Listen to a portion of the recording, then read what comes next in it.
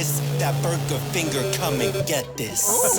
I'm Anna Rumor with Pop Culture. And I'm Nick Valdez from comicbook.com. And this is Pop Culture's social call where we talk about RuPaul's Drag Race. We offer up all our unfiltered opinions here because it's bananas. Today we're going in on the second episode of RuPaul's Drag Race Season 16. We're meeting the other half of the queens. We are entering our villain era and we are learning what a burger finger is. Kinda. Now, if you want to hear more of our thoughts about the introductions and what the queens say when they enter the workroom, we covered all that on our Meet the Queens special, so go back and watch that video if you want our first impressions on the queens. But Nick, I've got to know right off the bat, how do you think the second group compared to last week's premiere group? There's always a worry that the second group will just not have as much impact as the first group. It happens premiere weeks, you get so attached to somebody, and then the second week comes around, you're like, where is that person I fell in love with? There's new people. It was tough, but at the same time, I do feel like there are a number of standouts that really connected here, and I want to see more. So that's the thing. I really like this group. Season 16 in general, I really like this group. I do too, and I'm excited to see them meet next week. I think there are some queens who are really gonna clash there, yes. Honestly. But when we go into the second episode, the mini challenge, the 𝐒𝐲MV, I thought that was a much better mini challenge than the ring porch pirate challenge last week. What do you think about the 𝐒𝐲MV? Yeah, especially because T.S. Madison is back, and anytime you get her on TV, she's incredible, and she was incredible here. Just so many little jokes, but the problem with that is she did steal a lot of the thunder. She was by far the funniest part of this challenge. I did think that Nymphia deserved the win, though. She was clearly the funniest. Her pointing at her glasses and saying, "Oh, these ones are prescription." That was pretty funny. Yeah, she was the quickest on her feet, and that's the thing. With this mini challenge, and just like the ring doorbell one, it was who's the quickest on her feet and who can make RuPaul laugh, and it was Nymphia. Instead of doing MTV Spring Break for this week's talent show, we had the Queen Choice Awards, which was funny, but also I was like, why didn't we just keep going with Spring Break? I mean, even Derek's back to do the same Britney thing, so I guess we could have just kept it going. Shout out to Derek Barry. We didn't get to mention her last week, but shout out to her for giving us the full Britney. And she just reminds us that she is Britney. And this week she got slimed for it. So, shout out to Derek Barry. The talent show itself had some and a great introduction too. I think like last week, we had some talents that are better than others, but I think overall it was a fine talent show. Like Geneva Carr. Love the shout out to the culture, but what really got me is when she started breaking down and it was like, I'm Geneva. And I'm like, you know what? You are Geneva. That got in my head. Move away or Miss Carr will run you over. I think she balanced doing her more traditional performance with doing something that is high energy and really brings the drag of it all. She did a great job balancing that. And so I was very pleased with her performance, and she's just gorgeous too. So I would watch her do anything. Yeah, I can't wait to see more of her. I was a little cautious. I was cautiously optimistic at first, but now I'm all in. It's the same with 𝐿𝐴𝐻𝐿 who I was a little, so I don't know, what did you think of this? Why is she in the jungle in long khaki shorts?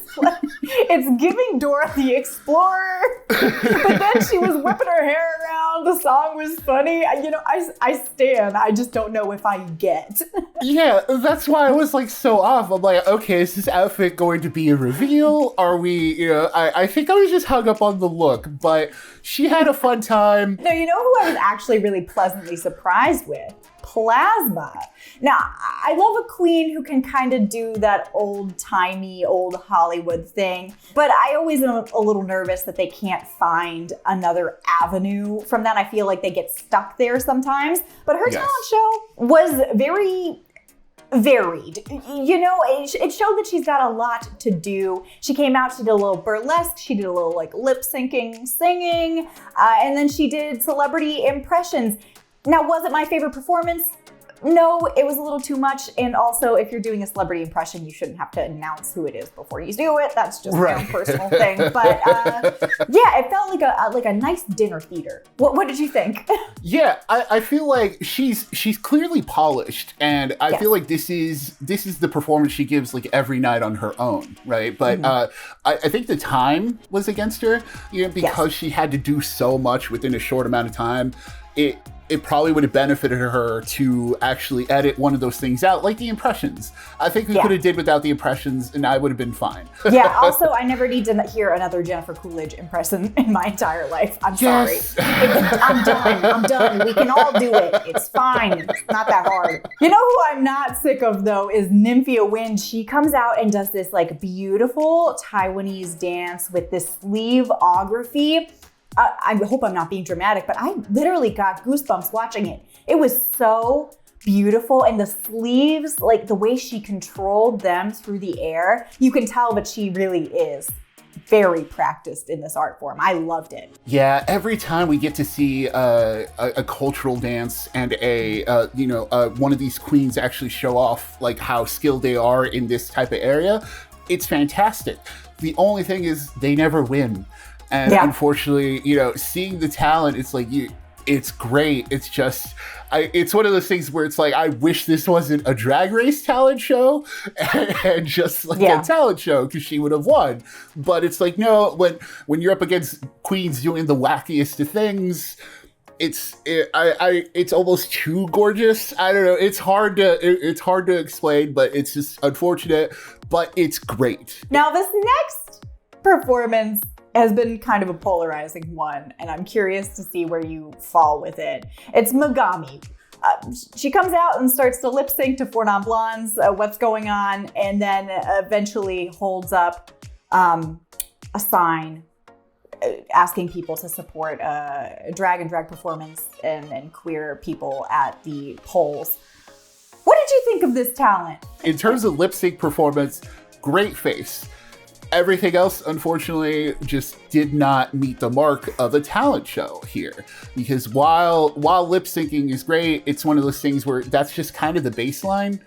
You get queens who lip sync to their own songs, you get queens who lip sync, but they're also like we'll talk later, the one after her just did millions of flips, and it's when you sandwich it in between that, you sandwich it in between the Nymphia dance, it's like, okay, there's something missing here, because unfortunately the message is great, but the message can't be the performance. There has to be a delivery system to that message. Like Michelle says later in the episode, I was just kind of looking at the poster board waiting to see what it said, and support queer art, fantastic, but it needed that little bit of zazz, that little bit of to stand out, to be bigger, because we just got a great talent and we're gonna get another mind-blowing one after it, so it's unfortunate. Next up, though, we have Maya Iman LePage, and my hamstrings, they hurt watching her just kind of, flip back and forth on and off the box and into splits and up and down. She learned it flipping with her cousins. No one knows what that means, and I stand. What an icon. Honestly, yeah. I think just the talent show alone is going to get her so many bookings. Like, she is going to make money if she just doing these flips. And the thing, I can't wait to see her lip sync, because that's going to be wild too, is when she's pulling out the tricks and lip syncing. I was in love. Maya, you have my heart. Like, you're absolutely just, I love you. Now, next up, we've got our divisive villain of the season. We've got Plain Jane. Should we talk about the Plain Jane of it all before we get into her burger finger performance? I mean, yeah, we have to address it a little, because Plain Jane clearly coming in swinging, and absolutely, I do have to say, I 100% support it. I 100% endorse it. Please be catty. We need this level of just entertainment for us. Like, if Mistress taught us anything from last season, you can say what you want to say and still make top 4, So. Absolutely. When you're good and you come in and you call everyone a trash bag straight to their face, I stand. If you can back it up, I'm there with you. And honestly, even if you can't back it up, I just love having a villain on these newer seasons because it was a little bit too RuPaul's Best Friend race there for a while for my liking. Yeah, especially because Plain Jane's talent is divisive for me because I didn't really like the performance itself, but I like the song. and for me, it was, I don't really like the song, but I liked the end where she just kept pouring mustard and ketchup on herself. That was what got me. At first I was like, okay, we're doing a little burger song. I don't know if this is a reference. I don't know what it means. Apparently it doesn't mean anything. It's just talking about hamburgers. All right. Stan coining an experience with your food, and it was okay. And then she stood there and kept squeezing the mustard and ketchup onto herself. And I was like, okay, this is where I get into it. It's clear she gets it. She understands what she's doing. And, I don't think she's going to beat the Jimbo allegations. There are, it's clear. I mean, if you look at just the number of pasties and chest plates we've seen already in these first 2 episodes, clearly it's the Jimbo influence. So let's move on to our runway. We've got more reveals with this major look theme, and Nymphia Wind comes out right off the bat. She is my favorite of this runway. She comes out as the life story of a banana with maybe my favorite Drag Race wig of all time. She's got this cute little banana bob, and she goes through more of a 60s mod look and ends up at Rotten Banana Pasties. I don't even care if she goes full Tina Burner and bananas this whole season. I love it. She's killing it.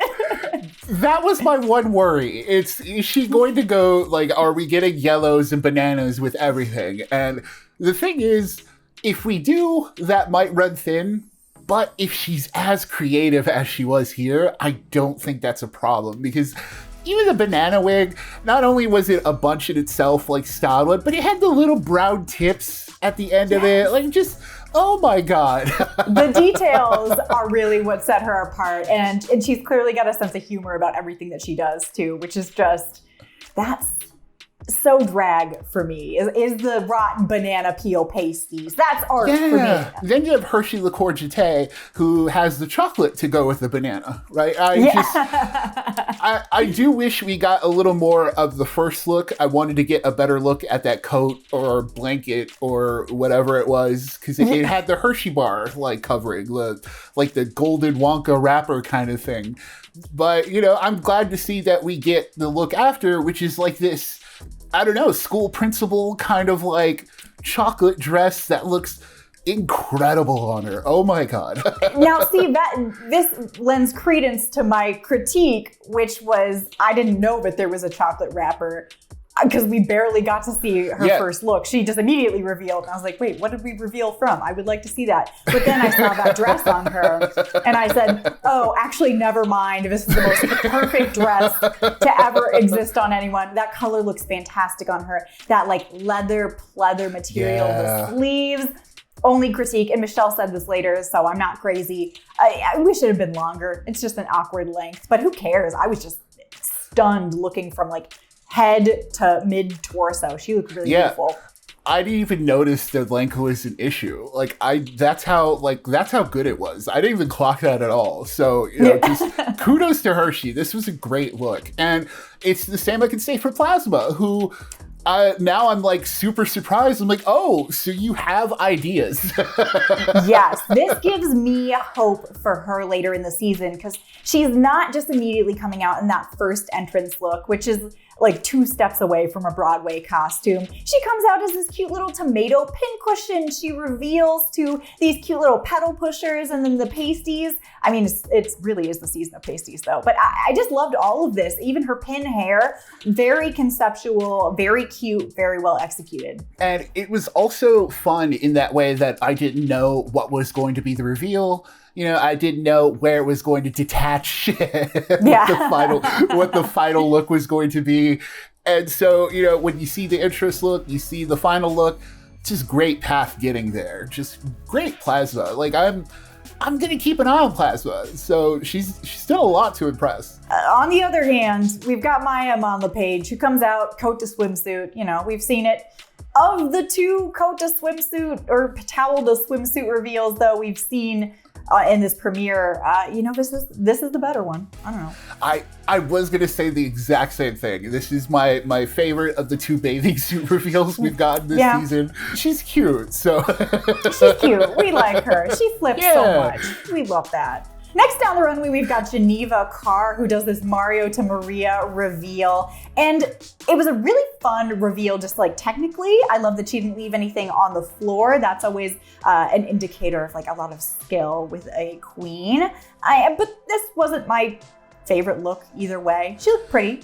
But that's the thing. It's both looks were distinct. It's just neither of them were really that mind-blowing, especially when it's following up, following up the bananas and pudding cushion. It's just, the mariachi look was great.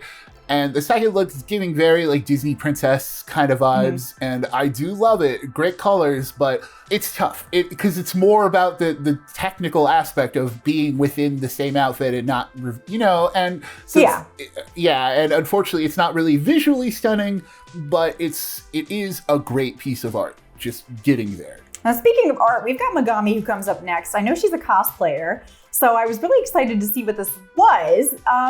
But it wasn't really anything. Like the reveal was the eyes, which you can argue about whether that's a reveal. And I like the wings, I liked her headdress, but Yeah, same here. It kind of made me, remember that her entrance look was kind of the same. It's very top heavy, very like there's a lot going on in the chest and head area, but then the rest of the look doesn't quite match up.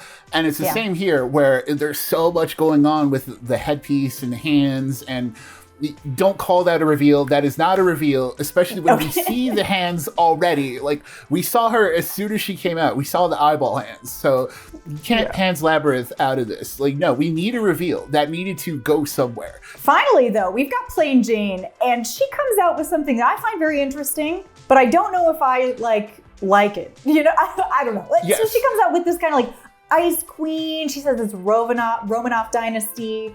And then she reveals to this like Boston look with her chest out. What'd you think? I mean, it was kind of like, okay. Huh. She's on brand. Love the first look. Absolutely loved it. And so the second look was fine. It's one of those things where I'm like, okay, it's the Jimbo effect. She's not meeting those allegations. It's just do something else that makes me not want to think Jimbo.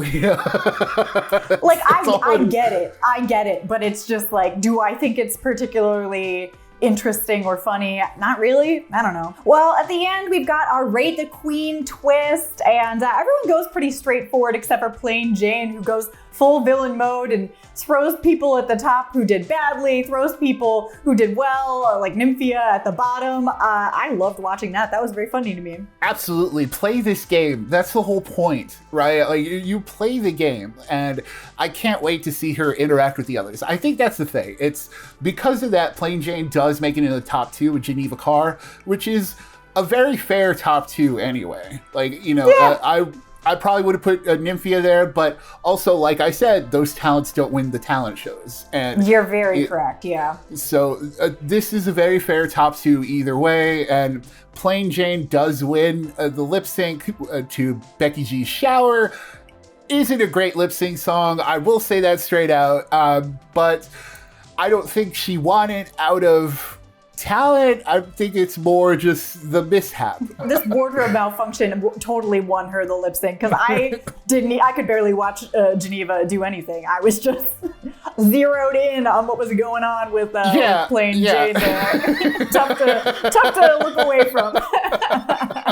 Well, I am very excited to see, though, what happens when we come together next week. We're bringing the 2 groups together. I have a sneaking suspicion that these votes are going to be revealed, and we're going to have a ball. So it's going to be one hell of a show, and you know that we will be recapping it with you. So thank you so much for tuning in. Like and subscribe so you don't miss one of our recaps. Head over to popculture.com for the latest entertainment news. And until next time, we will catch you with our Drag Race thoughts later.